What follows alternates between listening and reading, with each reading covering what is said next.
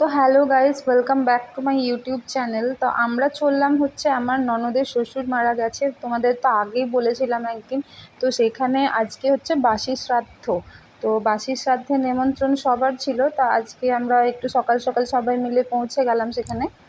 আর এই যে দেখো, নানাই তো ওর বাবানের কোলে কোলে যাচ্ছে, মানে একটু দূরে, বাড়ির থেকে একটু দূরে একটা প্যান্ডেল করা হয়েছিল এই যে এখানে।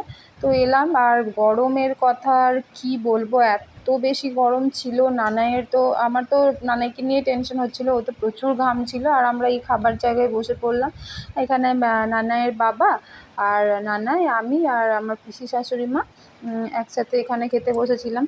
তো খাবার মেনু তো অল্প স্বল্প তোমরা দেখতেই পাবে, যদিও এখানে পুরোটা ক্যাপচার করতে পারিনি। আর নানাই দেখো প্রথম প্লেট নিয়ে খেতে বসছে বলে ওর তো খুব আনন্দ, খাক না খাক ওই প্লেট নিয়ে বসাতেই ওর খুব আনন্দ। যদিও আমি ওকে বাইরের খাবার খেতে খুব একটা এখনো পর্যন্ত অ্যালাউ করি না, তাও এখানে ওই আলু ঝুরি ভাজা দিয়েছিল, সেগুলো খুব খেয়েছে আর কি। বাড়িতে এগুলো কখনো আমি দিইনি, আর এমনি তো আগেও কখনো দিইনি, প্রথমবারও খেয়েছে, তো ওর খুব ভালোই লেগেছে।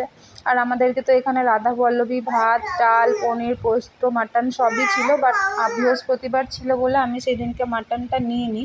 আর আমি নিরামিষ যা যা ছিল সেগুলোই খেয়েছি। আর বেরিয়ে তারপরে তো অবস্থাটা জাস্ট দেখো, আসলে এই মেঘলা ওয়েদারে আমরা তাড়াতাড়ি বেরোতাম না, কিন্তু একটা যেহেতু খুব ইম্পর্ট্যান্ট ডকুমেন্টস এসেছিলো আমার হাজব্যান্ডের, আর কোরিয়ারের লোকটা অনেকক্ষণ ওয়েট করছিল আমাদের জন্য, বৃষ্টিতে বেরিয়ে জাস্ট নাজেহাল হয়ে গেছি আমরা তিনজন। শেষমেশ তো শেষ রক্ষা পেলাম এই জায়গাটায়, একটা একটা কাকু আমাদের ভেতরে এসে দাঁড়াতে বলল।